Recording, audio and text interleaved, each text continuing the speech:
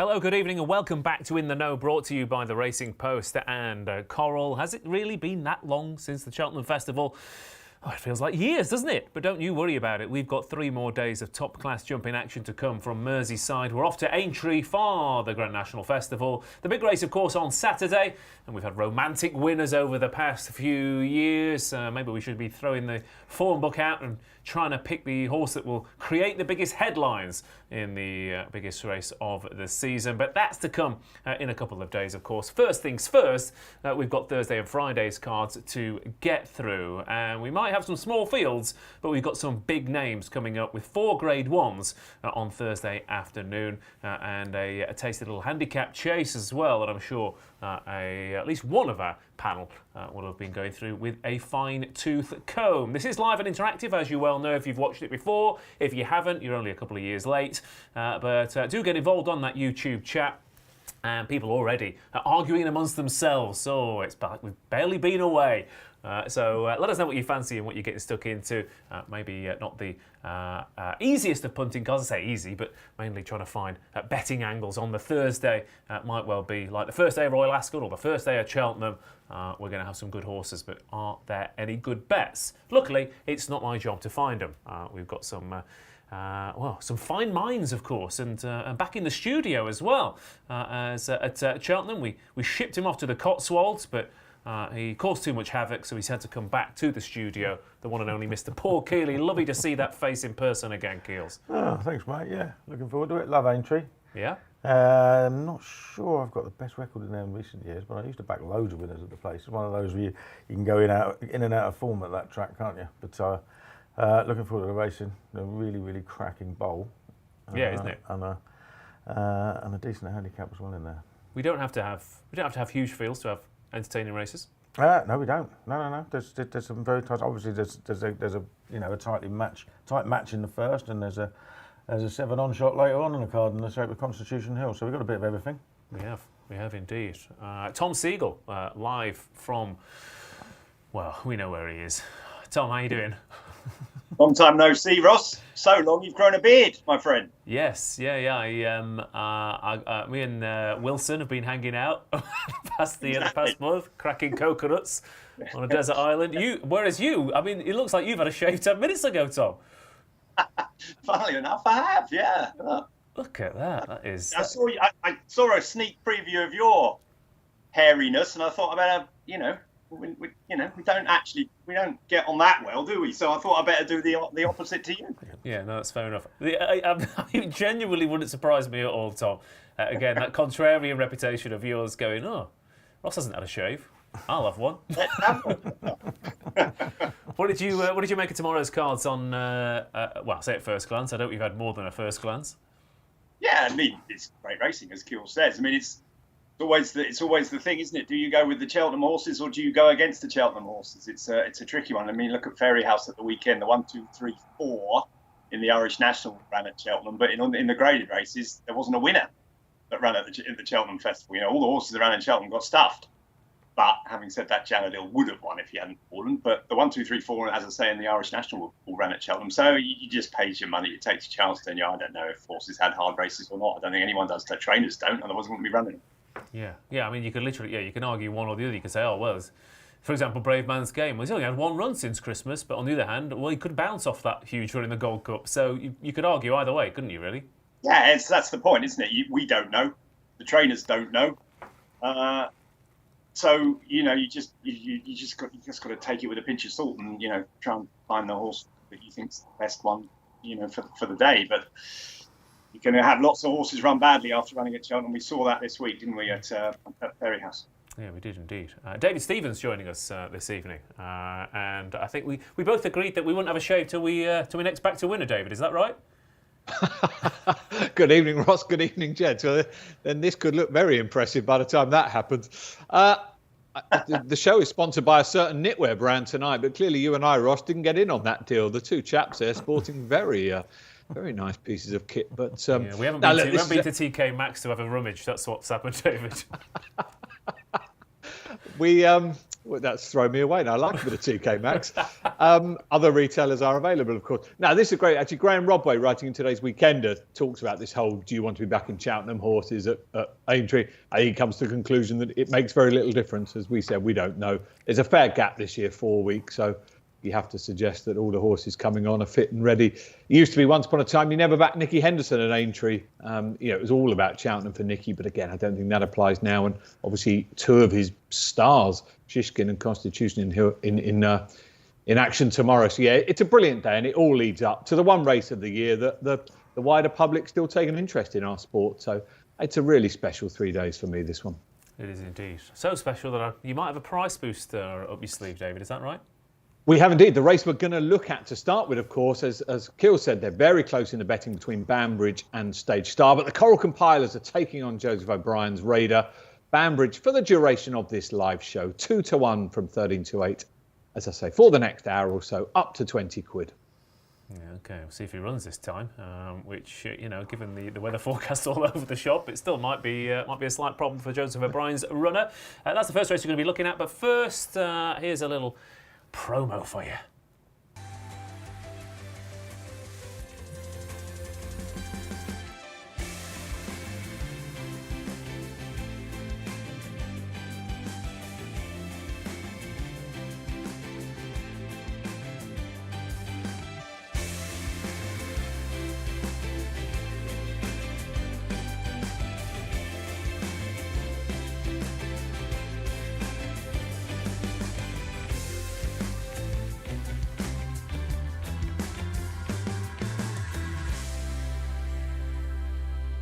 There you go, get involved in that Members Club offer right now as we gear up for Aintree, kicking off with the first, as I said, of 4 Grade 1s to tomorrow. It is a small field of only 5, but we do have plenty of interest. We've got Cheltenham Festival interest in the shape of Stage Star, of course, who was foot perfect throughout. And is a 13-8 shot to follow up with that win. He should have been up against Banbridge on that day, of course, but he was pulled out because of the rain. So he turns up to have a crack at Paul Nicholls' winner, and also 13-8. Sam Roy is stepping up in trip at 100-30, coming out of that Arkle form. Visionarian is 14-1, and Strawfan Jack is 28-1. So just the 5 runners here for the Manifesto Novices Chase, Stage Star's I was all over Banbridge at Cheltenham. He didn't turn up. But the other horse I fancied at Cheltenham and didn't turn up was Astro Diamond, and she absolutely bolted up at the weekend at Fairy House. So it could well have been a blessing in disguise for Banbridge. Did you back her at Fairy House? I did back her at Fairy House. Well done. I did, but at a much shorter price. Yeah, that's the problem, isn't it? I mean, I was on Banbridge at decent prices for 2 races at Cheltenham and ended up on none of them with no money back. It was great. And I don't think the ground was anywhere near as soft as they said it was. I mean, if they get this sort of 4 or 5 mil of rain forecast tomorrow, if they get all of that before racing, it'll probably be softer at Aintree than it was at Cheltenham. And he does handle soft ground. It just doesn't. He's just better on good ground. He's still got some decent form. So, I don't know whether that was an opportunity missed or not. Stage Style did look very good, but did get a ridiculously easy time of it up front. I thought they were a good 5 seconds slower than the Ryanair, weren't they? And I just, I'm not knocking the horse. I think he's got an excellent chance. But Banbridge would have been a good deal shorter than him on the day. The question is, though, will that not happen again? It's perfectly possible it will, yeah. Yeah, because that's the thing, is that you think, didn't Banbridge race up with the place or make most in the Arkle trial at Cheltenham, so there's no reason why he can't go with him. Yeah. I half favour. I favour Banbridge because for ages I thought he was a real top horse at 2.5 mile, but he needs decent ground. Now it all depends on how good or bad the ground is. It was good to soft. Good in places the other day. They're now calling it good to soft. Sorry, and there's a little bit of rain forecast. There's rain forecast pretty much every day. Yeah. So we'll have to wait and see. It's the first race. Hopefully it won't be too bad. So I would just favour Banbridge. I don't think St. Roy will stay. You could have made a case at bigger prices for Visionarian. It wasn't far behind St. Roy on his best run and doesn't actually have that much to find. But he has shortened quite considerably in the last few hours. He was a fair bit bigger than 14-1 earlier on today. So that would sort of put me off a little bit now. So Banbridge for me. Is it a possibility that the man I'm about to talk to might have something to do with that? I don't know. I have no idea. Let's find out. Visionarian, 20s into 14 to 1, Tom. Are you responsible for this? That's one of the questions. The other question is, will Stage Star get that easy lead in front? Will Samoa stay? Will Banbridge run? Come on, Tom, answer the questions for us. Well, it's nothing to do with me, Visionarian. I can tell you that. That's the only answer I can definitely give you, because the other ones I'm not sure. The one thing I would say is I thought the Turners this year was an absolute shocker of a race. I know Stage Star looked good when he won it, but as Kealy says, they just dawdled around. I don't think the form is worth the paper it's written on. But I think Stage Star's previous effort was really good. So I'm not knocking, as Kealy said, I'm not knocking the horse at all, but I just think the Turners was rubbish this year. I don't think Mighty Potter ran his race, unfortunately. We know what happened to Mighty Potter since. And James de Burleigh didn't do anything for the form. I just don't think it's a very good race. So inherently, I'm of the mind to take on Stage Star here. 2 best runs at Cheltenham, totally different track, couple of hard races. I would be in the Banbridge camp. I don't think that he's as ground dependent as they make him out to be. As Kealy says, again, he's run a couple of times on soft ground. He hasn't run too badly at all. I don't think the soft ground was necessarily the reason why he was so beaten so far in Madrid Moor. I just didn't think he jumped anything like he did at Cheltenham time before. Maybe he can't jump at the soft ground. I don't think so. Samoa is the stamina thing. Visionarian's got a bit of a question about his stamina. Straw Fantac isn't good enough. I thought it was really, really trappy. I would be against Stage Star and I'd be with Banbridge, but it's not a race I've got too many great thoughts about. No. And the problem is it's hard, isn't it? Because sometimes you do take against horses or with horses, and I almost there's a warning bell in my brain here saying that I'd fancy Banbridge or Winter for one race. He didn't turn up, and I didn't fancy Stage Star last time out. Yet he got an easy lead out in front, and after about 2 fences, I thought, oh, okay, I've got this race wrong. So it just feels like one of those races that's going to be a trappy affair, but also a race that I might have a very different opinion on after the first 2 fences than I do at this current moment. David Stevens, we are in a pickle, I believe, for this manifesto. I think between the lot of us, some half-decent horses lining up, but we're struggling to find an angle. Yeah, I'm going to take the Tom Segal be contrary view here. Everyone else is tipping Banbridge, so I'll go with Stage Star. I say the Coral Compilers are against Banbridge, going the 2-1. I can see Harry Cobden getting another soft lead and dictating again in a small field like this. And I thought Stage Star is a very solid performer. His form going into Cheltenham was pretty good. I get Tom saying it, perhaps not the strongest Turners, but with question mark over Banbridge, I mean, I'm about 5 miles away from Aintree. Again, if this was being run in my back garden, it would definitely be on the soft side. There's been an absolute deluge of rain here over the last couple of days, but that may not be the case at Aintree, of course. But yeah, question mark over Banbridge on the ground. St. Bra, I'm not quite sure why they're now stepping him up in trip. There's nothing to suggest he'll get it. The other 2 don't look good enough, so yes, Stage Star for me. Okay. How many circuits of your back garden would it be, by the way, David, if it was in yours, 2.5 miles? What are we? Just We'd so I can be on about the 73rd circuit, I reckon we'd be cheering them home. Right, okay. And Tom, How many houses has he got? I thought he was part of the Sussex Massive. Now he's got a house up there. Where, got any more floating around, Mr. Stevens? Don't you worry about that. Well, that's really reassured us. Thanks, mate. Way to make something even more suspicious. Okay, fair enough. Lovely stuff. No comment. Stage Star clearly won a Challow and a Turners. Give him some respect, says Harry Morn. One day Stage Star will get some credit, says G. Given who owns Stage Star, I think they might well have a share in it. Maybe that's got something to do with it. Banbridge might run on Saturday. That is a possibility as well. Stage Star bolts up, napped him at Cheltenham, says Harry. So plenty of people think we're being a bit dismissive of Stage Star. Would that be fair, Keels? Yeah, but like I said, they've got thousands of owners, haven't they? So how many of those are unbiased? Yeah, that's fair. It's like slagging off Liverpool in front of Liverpool supporters, isn't it? Yeah, which I wouldn't recommend. But your angle in? Yeah, I Banbridge. I think Banbridge would have won the Turners if he'd have run in it. So I think he'll win. Okay, Tom. Yeah, nothing against Stage Star. Love him. Thought he was really, really good the time before. Just saying that the race last time fell apart doesn't mean he's not a good horse. Still can be, but I prefer Banbridge tomorrow. Okay, David. I'm not one of his owners, but Stage Star for me. Okay, lovely stuff. Can't afford horses with all them houses, can you? No, so that's why I joined the Coral Racing Club. It's free, Kills. That's it.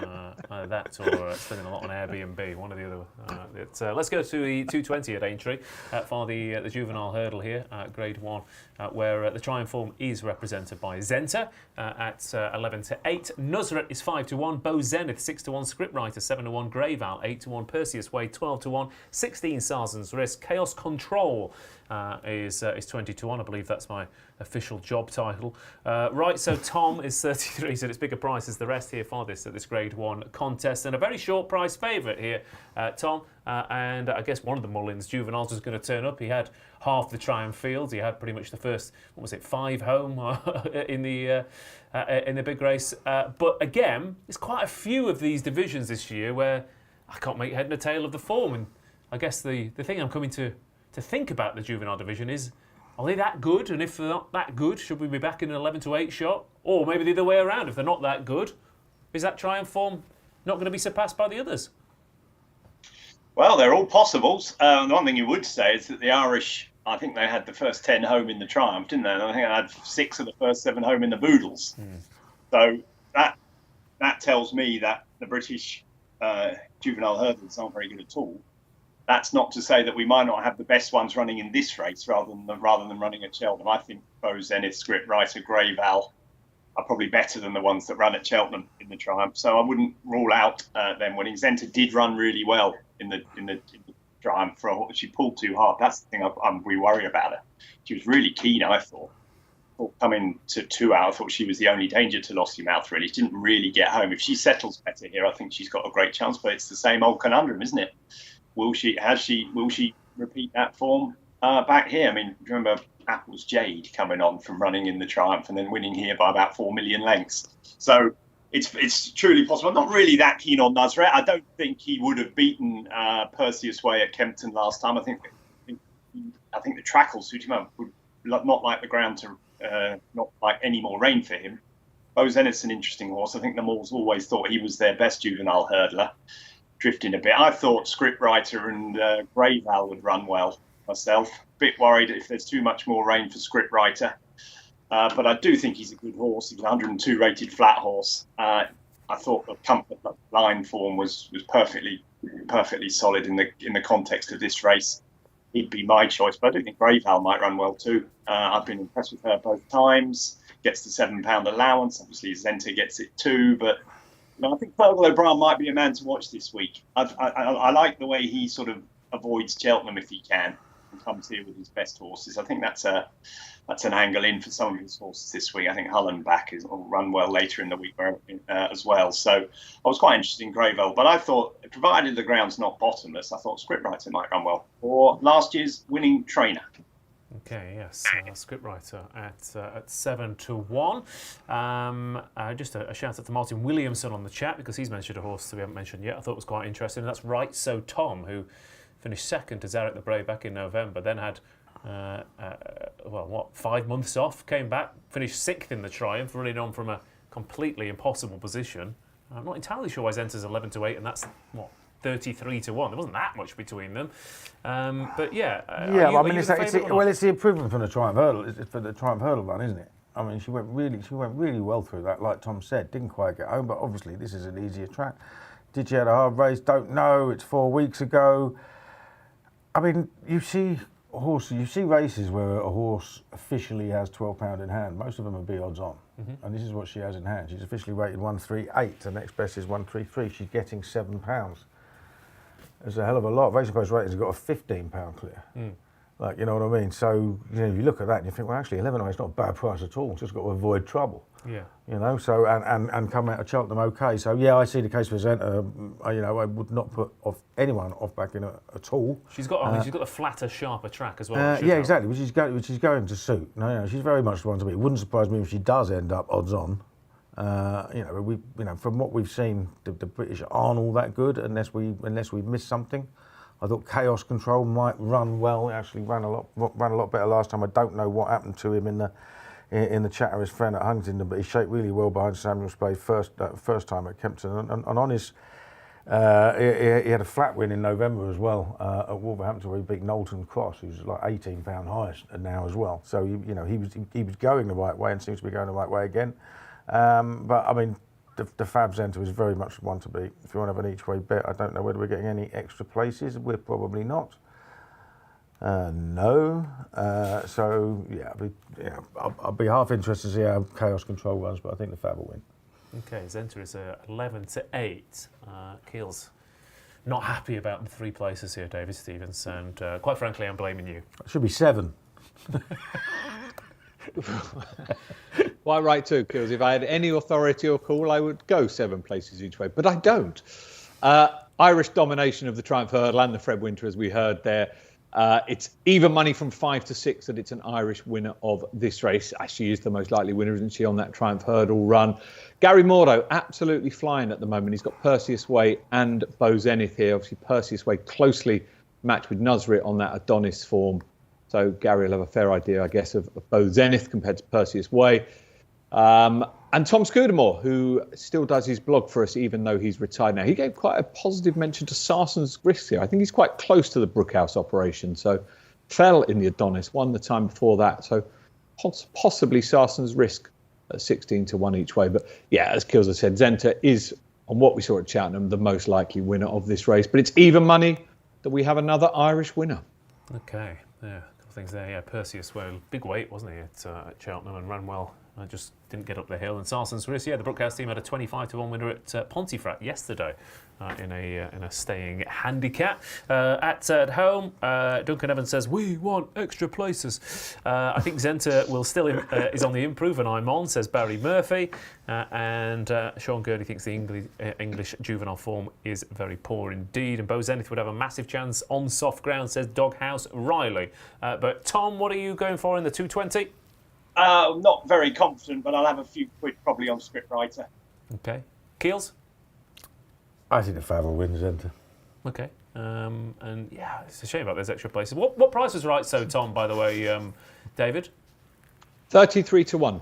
33 to 1. There we go. Okay, I'll go for right, so Tom. And what are you going for, David? I think Zenta is the most likely winner.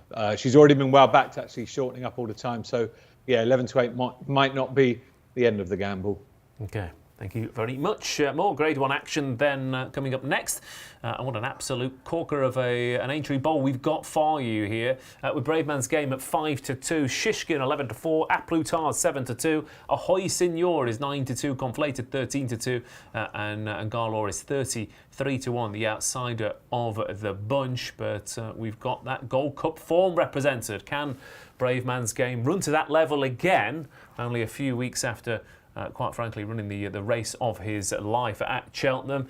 Shishkin needs to, jump in a straight line would be nice. He's up in trip here. Aplutard hasn't completed on his last 2 starts. Ahoy Signor asked for a big one, refused and came down, but he's got a jockey change here. Conflated, of course, can Gordon Elliott. He could do with a big winner at the moment.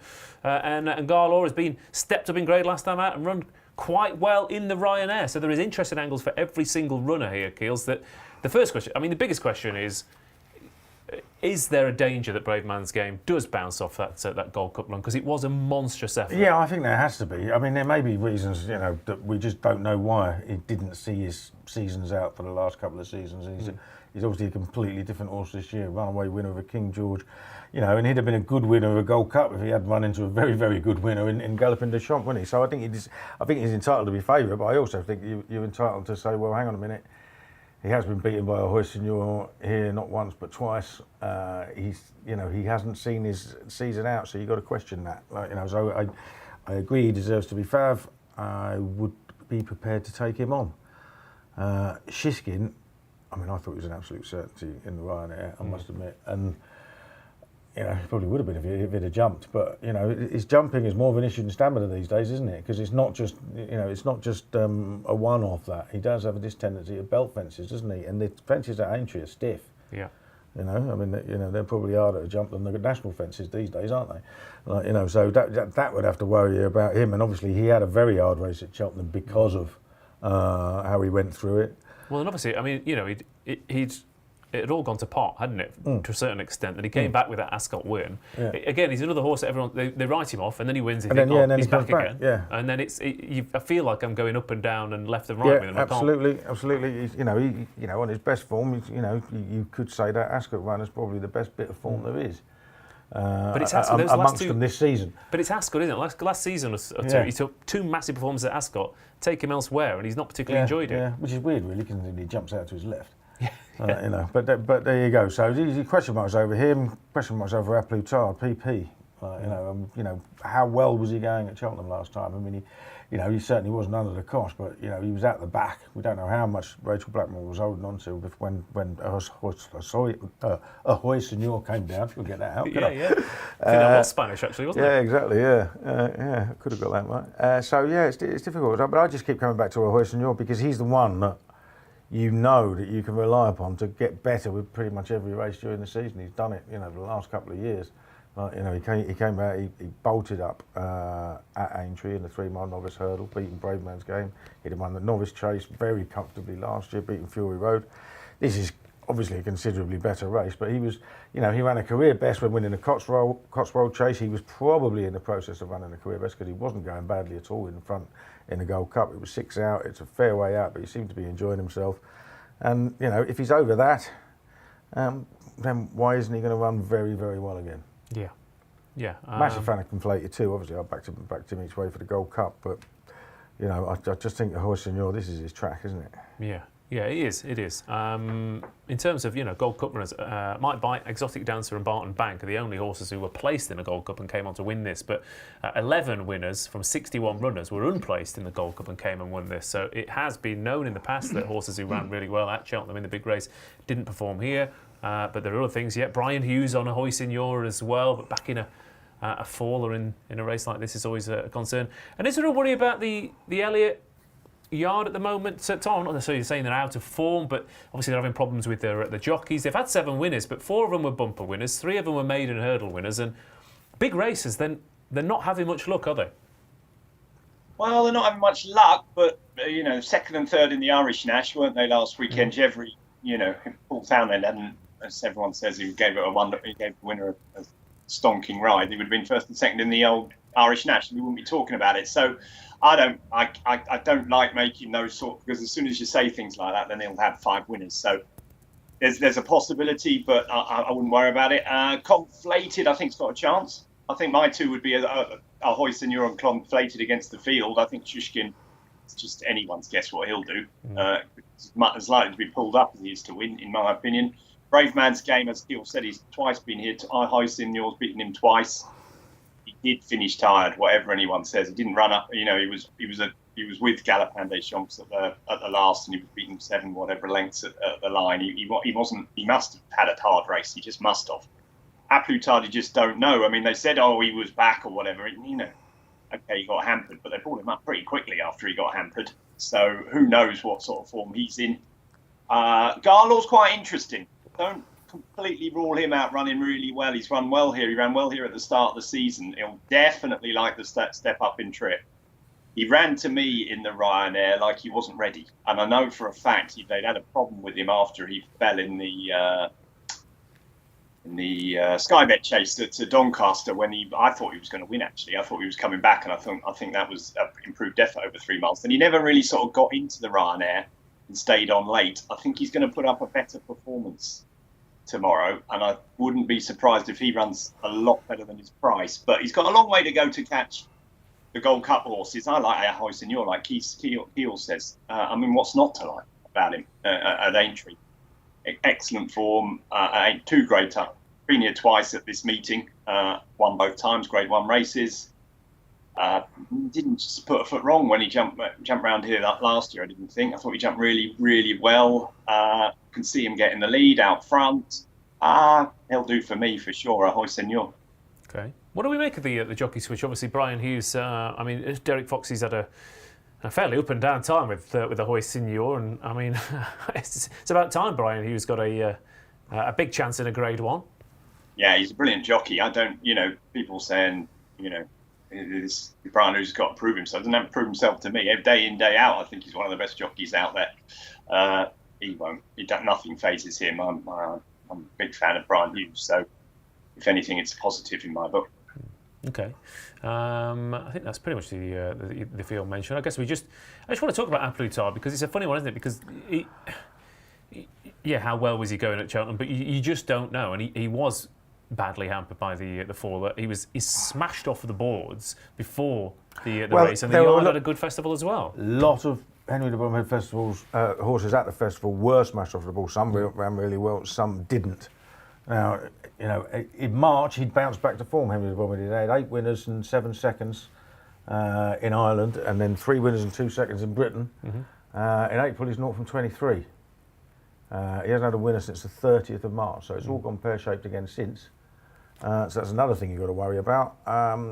But, the jury still is out on how good A Plus Tard is. He wouldn't be the first horse to put up a monster performance in the Gold Cup and never be the same again. Yeah. And we haven't got the evidence that he isn't yet. He might have been about to produce it, but like Tom said, it was pulled up pretty quickly when he lost that ground. And maybe Rachel Bracknell thinking, right, we'll save him for another day, he's not going to get into it.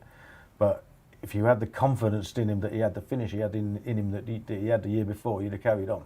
Yeah. You know what I mean? That would be the issue with me. So interesting to see how he goes. Okay. Big non-runner here, chaps. Brave Man's Game is not running. Yeah, just heard that from Sam in the studio as well. Okay. Well, we're going to look at the Aintree Bowl now. Brave Man's Game is out. Well, at least we all said he wouldn't win. Yeah, can we have a revised market from you, Dave? Then? Yes, indeed. 15-8 Shishkin, 5-2 A Plus Tard, 11-4 Ahoy Senor, 11-2 Conflated, 28-1 Garlaw. But yeah, I don't think any of us really fancy Brave Man's Game. Ahoy Senor loves Aintree, obviously. I suppose you could argue he had the least hardest race of these in the Gold Cup, coming down 6 out to Ahoy Senor. But yeah, big non-runner, Brave Man. Don't know why, don't know whether it's ground or something else, but Brave Man's Game non-runner. I mean, it's possible that connections are watching this preview and thought, you know what, we don't fancy him either. let's save him. But okay, Keels, that's thrown me off a little bit, but I can't remember what did you fancy here? Ahoy Senor. Ahoy Senor, yeah. Ahoy Senor it is. Okay, so Ahoy Senor. Then one rival out of your way already, Tom. This is easy. Yeah, but no good for the price, is it now? I mean, the reason to get to back at Ahoy Senor was partly because Brave Man's Game was in there and I wanted to take him on. Now he's out, and not so keen on 5-2 shots in races where 4 or 5 of them can win. But that's the way it is. I still think Ahoy Senor's the one. Okay, and David, anything else to add? Any more breaking news? You going to throw a curveball at me? No, I've left all the rest in at this stage. I think A Plus Tard is a crazy price, 5-2, off to the back of 2 poor runs. Didn't realise Henry de Bromhead's form had tailed off quite so much since Cheltenham, but Shishkin jumping wasn't good enough. Will he get 3 miles? Will he relish 3 miles? Don't know. Yeah, no, Ahoy Senor. I'm less concerned by the price. I still think, personally, I think Ahoy Senor should be favourite against this lot. Okay, there you go then. Strong words for the Aintree Bowl. The chat has erupted with the news. But do we have any fancies in it? It's a lot of chat about, is Brave Man's Game running? Is he not? Is he not? He is out. And that's about 45 of the. No one fancies anything. Let's crack on, shall we? We've got the Aintree Hurdle coming up next, where Constitution Hill is 1-8 for this 2.5 mile Grade 1 contest. Up against stablemate Epatante at 11-1. Zana here 14-1. Sharjah is 20-1. I Like to Move It is 33-1, and So Royale is 50-1, the outsider of the bunch. But Constitution Hill, Kealy could be all right, couldn't he? He might not be a bad horse. He might not be too bad. Yeah, the problem is, I don't think he's ever going to. Is he ever going to surpass that supreme performance, or are we all going to be waiting for him to get to do something incredible like that again? The Supreme performance or the Champion Hurdle performance? Well, the Champion Hurdle was good, but we were kind of. Yeah, I mean, on RPRs, the Champion Hurdle's better. The Newcastle race is better. The Kempton race is better. Is it not? Okay, fair enough. He's surpassed it 3 times. I mean, this is the thing. You celebrate these great horses when they come along, but you always think this. If this is what he does, if he stays over hurdles, this is his future, 1-8. Yeah. every time he runs, unless something goes wrong, which God forbid it doesn't. So, like, you know, let's fingers crossed he goes over fences, but he wins this by as far as Nico de Boinville wants to win it, doesn't he? Okay. He's a great horse. He could be the greatest hurdler of all time, but I'd still rather see him running in a Gold Cup in a couple of years' time. But yeah, you know, we'll have to wait and see. They leave that up to connections. They've got the decisions to make. What finishes second is your issue. What's going to be ridden to finish second? I mean, I don't know. I mean, Epatante looked terrible at Cheltenham, didn't she? Zanier was ridden to pick up the pieces at Cheltenham and did well to finish third. I don't see Sharjah staying 2 mile 4 furlong. I'm not sure about I like to move it at the trip or on the ground. And I don't think So Well's ever been a 2.5 mile horse either. So, Zanair, I'm going to say second. To be fair, he was running a blinder in this last year, wasn't he, when he came down? So it might well be that he's, you know, this is his kind of time of year now. We'll just save him for Cheltenham and Aintree, run a couple of nice races and mess around for the rest of the season. It's possible. Yeah. But he's a 14-1 shot for Gordon Elliott and Davy Russell, who could do with a bit of a tonic after a frustrating Cheltenham. But yeah, Constitution Hill 1-8. Is the extra distance going to improve him here, Tom? Are we going to see him even more wildly impressive against this lot over 2.5? I don't think it makes any difference, does it? I mean, it could be, you know, it could be 7 furlongs, 5 furlongs, 10 furlongs, 3 miles, 4 miles. He's miles better than them, isn't he? So class would take over whatever the trip was. Just totally different class, isn't he? I think 1-8. I mean, it should be 1-28, probably, shouldn't he? I mean, he's totally different class than them. Danaher, like Kealy says, will probably be the one to finish second. Epatante ran really badly, actually, I thought, in the Mayor's Hurdle. Sharjah, I don't think he'll like the ground or stay. I like to move it, certainly won't like the ground. I don't think, and was really disappointing in the Champion Hurdle. Don't know what happened.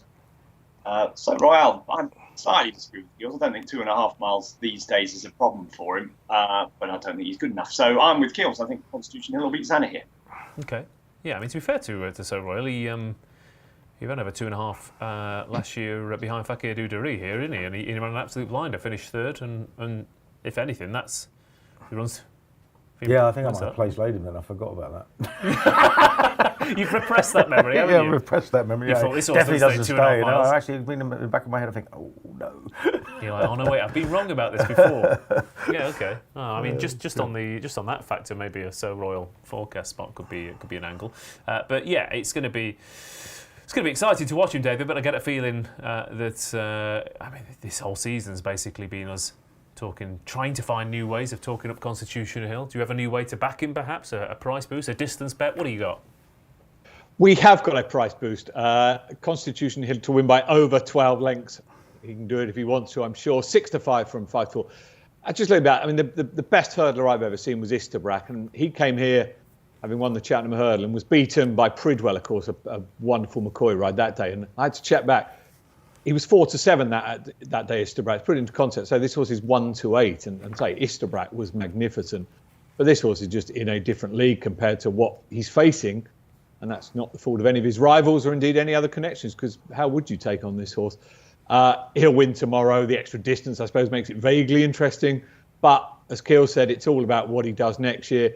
You couldn't blame them if they stuck to hurdles and went and won the next 3 Champion Hurdles, which no horse has ever done. But let's hope, just for something new, we see him over fences. But a brilliant hurdler, and it'll be a procession tomorrow. And yeah, let's enjoy him, and let's hope he does something different next year. Yes, let's hope he does. But yeah, I mean, you can kind of see why some of them are running. I mean, Epatante will win more for finishing second, for example, than she'll win double what she did winning at Doncaster. So why not hack around for 55 grand in second place? But Constitution Hill is a 1-8 shot for tomorrow's Aintree Hurdle. And we do have that over 12 length price boost if you want to get involved in that. Zanny here second, says Paul Hayward. He's in agreement. And 6-4 on a horse that always winds down at the end. You're all right, thanks, says Liam. So there you go. He's not enamoured with that price boost. Let's move on then from a 1-8 shot here to a 28 runner Hunter Chase. Very different flavour indeed. Winged Leader is 7-2. Late Night Pass 5-1. Famous Claremont 5-1. Fear Jaguar is 5-1 as well. It's on the Line is 10s. Magic Saint 14s. Dento de Obo is 16s. Benny's King, an old favourite there at 16-1, and is bigger price as the rest here. Farthest 28 runner contest, and this is more like it, isn't it, Tom? You love a hunter chase angle. I mean, put it this way: regardless of whether we find the winner, let's hope it's as entertaining as that Cheltenham race was, because I mean, it was 2 fences thrown and we thought, I know exactly what's going to happen here, and over the last it completely changed. We should at least get an exciting contest. Don't mention that Cheltenham race, Ross. Oh my God, I'm still having nightmares about my horse. Was hampered 14 times up the running and lost a place on the line. Sorry, mate, I didn't know that, but yeah, of course, yeah, you went for the youngster, didn't you? The 7-year-old, didn't you? Yeah, the one that was leading all the way got caught on, and then just got run out of a place by 15 loose horses up the running. But there we go. We move on. Yeah, I like these races. I know Keels is probably, gone out for a coffee break at this stage, but I like these races because I just don't think anyone has a clue what's going on. And I like races where people don't have a clue what's going on, because I think you can get some mistakes in the market. First thing to say is that these horses come back year after year. I mean, last year's race was virtually a rerun of the year before. Cat Tiger, Cousin Pascal, and Late Nine Pass ran in it in 2021, and they all finished in the 3 there, and they came out and finished in 1, 2, and 4, or whatever it was last year. So, these horses that take to the place, especially in the hunter hunter chases, I think are quite crucial. I think Late Night Pass has got a fantastic chance again. The more rain that falls, the better he will be. I thought he won plenty comfortably last time. He missed Cheltenham to wait for this. Famous Claremont, who didn't stay at Cheltenham, is back here, and clearly this trip will suit him. It's on the line. It's the opposite. I thought he only got going late on, so whether this trip will be right for him, I don't know. Wing Leader, the Christie horse, looked good. I'm not convinced his form is quite as good as the ones by his name suggest he is. I think Late Night Pass has got a great chance. Obviously, Bradley Gibbs won the Foxhunters at Cheltenham, and his Fear Jaguar comes here on the back of loads of wins. He's obviously got to be feared, but plenty short enough on form. I thought Late Night Pass was the one to beat. Magic Saint could go well. He didn't run well here in the Topham one year, but he jumped really, really well the other day. If the ground hadn't gone, I don't know what the ground is, but if the ground's not too soft, he can go well. Other one I like is Dento de Obo at a big price. You told me 2 years ago when he was getting beaten around Cartmel and places that I'd be fancying Dento de Obo over the national fences one day. I think you'd have probably carried me out, but he was really impressive the last 3 times, twice in...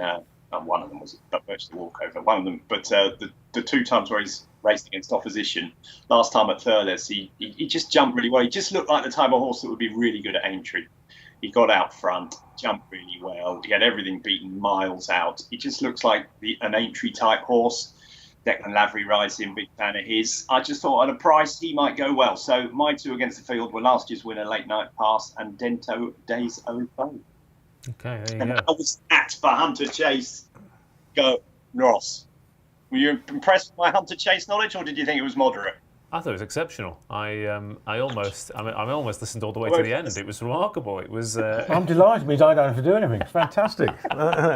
I do not dislike hunter chases. I just think you've got to put a lot of effort into them, and I don't do that. There's other races for me to look at. It's just it's a completely different group of horses, isn't it? And you've got to specialise, kids. Yeah, exactly. You have to specialise. I make the same mistake of backing horses that used to be high class that are running in it, and they never win them these days, do they? My eye was immediately drawn to Benny's King of Dan Skelton and Magic Saint and Paul Nicholls. Those are the 2 that got beat. But then I just had a look back at that hunter chase at Cheltenham, and if the race had been 4 furlongs short, a Famous Clement would have won on the bridle, wouldn't he? Yeah. He was just an absolute strong traveller. He was just really, really kidded into that race and then was walking. How much that's taken out of him is the issue, of course. But I mean, if he's in the same form as he was at Cheltenham, I think he'll win this, because I think he would have outclassed them at half a mile short. Yeah. Okay, fair enough. Yes, he is a 5-1 shot, Famous Claremont, for the at the Hunter Chase. Any fancies on the chat? Fiat Jaguar won it last 3 races by 155 lengths. I assume that's combined, Liam. That'll do for me. Winged Leader 100% says Horse Life, and Morton Headhunter says I'm looking very BG-esque. Thanks ever so much. Do let me know which of the Gibb brothers I'm looking most like. But from one Gibb brother to another, David Stevens, what have you got for this Hunter Chase here? What a lovely thought. We could become a Bee Gees tribute act. I would not profess to have anywhere near the knowledge Tom has on this race. I was making notes all through that. But the Dan Skelton pair, Benny's King and Not That We Say, stood out a little bit. And Sir Jack Yates, who was behind Benny's King last time, but he's been over this course 5 times and has completed every time. And Fergal O'Brien, horses in great form as they've been all season. So maybe him at a price 33-1 each way. And talking of each way, we are 5 places in the Foxhunters. Okay, thank you very much, David. I never asked you, by the way, how deep is your love? Not as deep as Tom's knowledge of the fox hunting scene. There you go, lovely stuff. Lovely bat away there, that was perfect. Okay, Tom, you've gone through every single point-to-point runner in this, and you've come down on the side of... See what you did there? Bradley Gibbs. You see that? The Gibb. Oh, of course, it's right there. It's all there for you. It's right there. I like Late Night Pass, really. I think you'll win again. Okay, there you go, Late Night Pass. Famous Claremont for me. Famous Claremont it is, and I'm going to have to go for the third Gibbs brother, aren't I? In the shape of Fear Jaguar.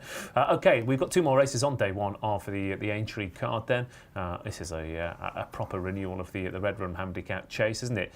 Global Citizen is an absentee, but plenty of informed horses here, including Douglas Torkin, who's not beaten many horses numerically on his last couple of starts, but he's done it in very, very impressive fashion. He's 130 favourite. Third time lucky is 9-2. Dancing on My Own is 7-1. Grey Diamond also 7-1. Pay the Piper is 9-1. The Last Day 11-1. Hassan Key is 12-1, and it is bigger price as the rest. Hatcher Before Midnight, Dad's Lad, Mackenberg, Defan, and Vada Forte all line up as well in this Red Run Handicap Chase. But an unexposed 7-year-old at the top of the betting, and he's looked good on his last couple, hasn't he? He has looked good, jumped really, really well since his wind up. He was originally first on my list, but then Tom talked him up in the weekend and shredded his price. So it's completely gone. So you've got to look elsewhere. I mean, he can definitely win, but he's ever so short going into a handicap of this level, isn't he? From the races he's won. So I'm looking elsewhere at bigger prices. I've had a few quid on Hatcher, who's second string for Dan Skelton. His horse's form just fell off a cliff. This time last year, he was actually he was moving into second place in a listed handicap chase at Ayr, the old Scotty brand at the Scottish National meeting, and he was moving into second place, jumping the last or the second last, and fell. That was off a mark of 145. He's down to 130 now. He finished his first race since then, went third just over a week ago to Black Jerry at Ascot. Winner, bit of an eye-catching run as well, it was wasn't a very eye-catching run. Winner was completing a double. The runner-up was going for a treble and was the short price favourite and stablemate. And it was his first run from a wind-up. And again, it all depends on the ground. If it's really soft ground, you'd be worried. He's got 1 or 2 bits of form on soft ground, but most of it's on better. But he's been rated as high as 150 in the past, and it could be a well handicapped horse if that wind surgery's done. And I thought just for a horse with his win record, Mackenberg has won 9 of his 20 starts. He's won 5 of his 8 chases, and he's a 20-1 shot. He really runs a bad race. He probably, this will be sharp enough for him. But if the rain gets in, and they're going to go a pace probably, if it's a test, he'll be finishing. And I can see him running really well at a price as well. Okay, yeah, and he's back down to his last winning mark as well, so that could be interesting for Donald McCain and Brian Hughes. Mackenberg is currently a 20-1 shot, but yeah, plenty in here. Normally, Tom goes to a horse who gets into a rhythm out in front, apart from last year where I backed the front runner, who turns up again, Dancing on My Own, and the Last Day also turns up again, came from God knows where to score. So it's a race that I like to get stuck into, but it's broken my heart a few times over the past few years. Yeah, I mean, I haven't had a tip in this. I haven't had I backed Douglas Talking earlier in the week, spoiling everyone's fun by that thing. But that was the one I was keen on. But as Keel says, I mean, he had a £7, very good £7 claimer on at Sandown as well. Patrick Wadge, he's not riding tomorrow, and he's gone up whatever. So he's massively up in the weights in a much better race where he's going to get taken on in the league, I would imagine, with Dancing on My Own in there. So I think 3 to 1's plenty, short enough. I do think he's a good horse, but whether, his Sandown's very different to Aintree, isn't it? I mean, stiff finish and a lot of jumping, this, totally different track. So I don't know if I'd want to back him at 3 to 1 now. Third time lucky, I think the track suits, just whether the ground will be right for him. And, I don't theoretically think soft ground at home. And so I found this really difficult. I totally get the case for Hatcher.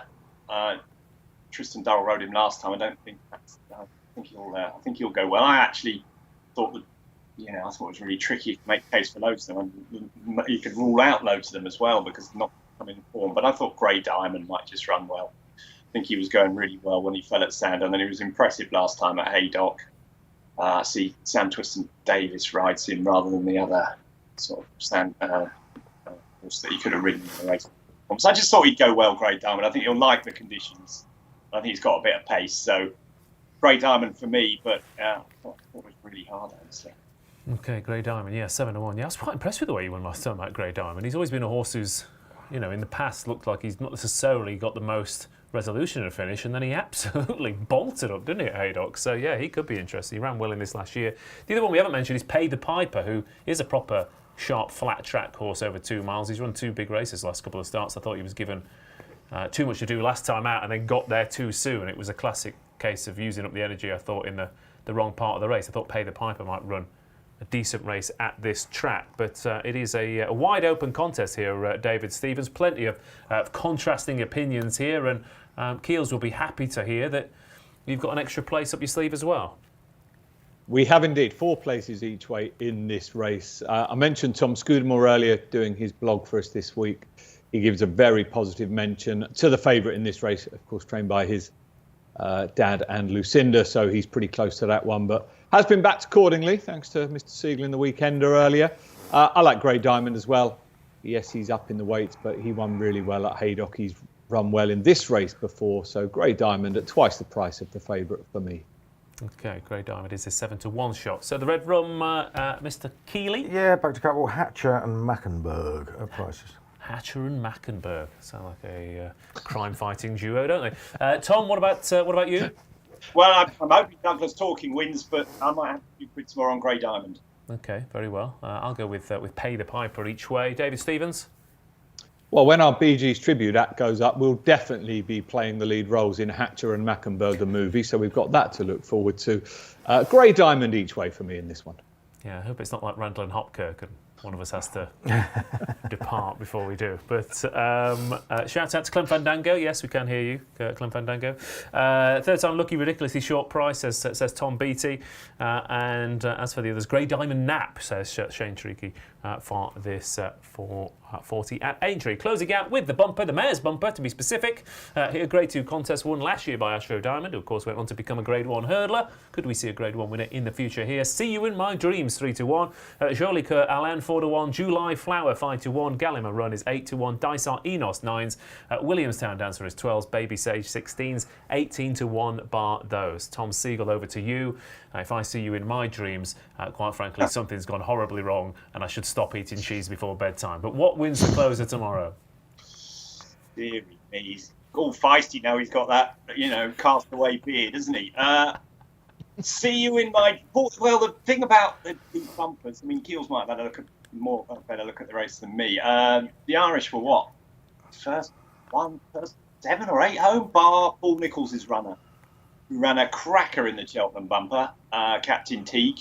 So while I'd normally immediately navigate towards the Irish runners, See You in My Dreams has to be interesting, given how well, basically all Paul Nicholls' bar Hermes Allen. I thought he had a pretty good festival. I thought loads of his horses ran really well. So I do think See You in My Dreams will go well. The two down the bottom, the two ex-French horses for Henry de Bromhead and Willie Mullins that cost a lot of money. They're very closely matched, actually. They both ran into the same horse at some stage. Jolie Corallen was just beaten by Segal, was it, or something like that? And July Flower beat that in a Grade 1 bumper. So they are interesting. They are 4-year-olds. Who knows how good they are? And then you've got the Kealy horse, obviously I'm not even going to try and pronounce it, number 5, who could go well too. But for me, I think one of the Irish will win it. I slightly prefer Willie Mullins just because Willie Mullins wins all the races. So Jolie, but it's not a race that has me itching for a bet for sure. Okay, there you go. Keels, are you itching for a bet in the bumper? No, I'm never itching for bets in bumpers, am I really? It's they're difficult. So many different form strands, aren't there? And they're all winning, small races very easily, that sort of thing. I took a chance. I have had a couple of quid, however, on Baby Sage, double figure price for Alan King, who has won the race twice in the last 8 years and had a 25-1 second, and he does target it. She won very easily. Again, one of those that wins a bad race very easily at Warwick, but she also did plenty wrong. She looked very green. Hopefully that would have brought her on and she'll go there with a chance. Okay, there you go. But it's a guess. Yeah, okay, there you go. So David Stevens closes out with the mare's bumper, please. Any angles, any bets, any boosts?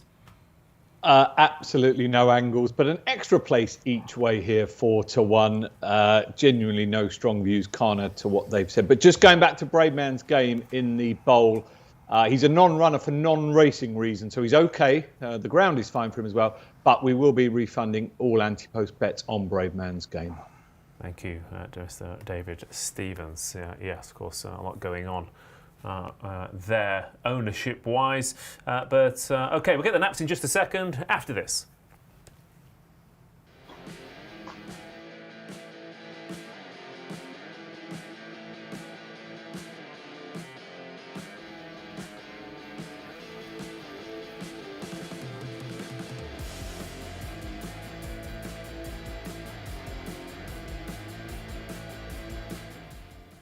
Okay, lovely stuff. Right, let's get the naps on day one of the Grand National meeting then. It's a fairly tough one to find anything at a particularly juicy price. So, Keels, what are you going with? Yeah, I'm going to go with a Hoy Seigneur to make it 3 out of 3 at the Aintree Festival by winning the bowl. Okay. Tom? Well, it would have been a Hoy Seigneur, but for the price. First of all, how annoying is it that they rule that horse out at 6 o'clock on the day before the race? I mean, they've had all week to say he couldn't run. There we go. Well, they can do what they like, but 6 o'clock on the day before the race. I don't think it's the BHA's fault, actually, and I'm not sure the FCA to give them monkeys about whether the racing goes ahead or not. Yeah, fair enough. So you could have waited a few days, lads. But yeah, fair enough. So what's the new nap then, Tom? Probably late night pass in the Hunters Chase. I just think will go really well again. Okay, I'll go with Pay the Piper in the handicap chase then. And David? I will take you on in that race with Grey Diamond. It would have been a Hoy Seigneur, but Keels beat me to it. Okay, lovely stuff. You're allowed to agree every now and then, guys, although it makes for a more interesting show if we don't. But we'll be back tomorrow night to dissect day one and hopefully get a few stronger opinions on day two. Certainly looks more competitive on Friday afternoon at Aintree. Stay safe, have a good one. We'll see you tomorrow night.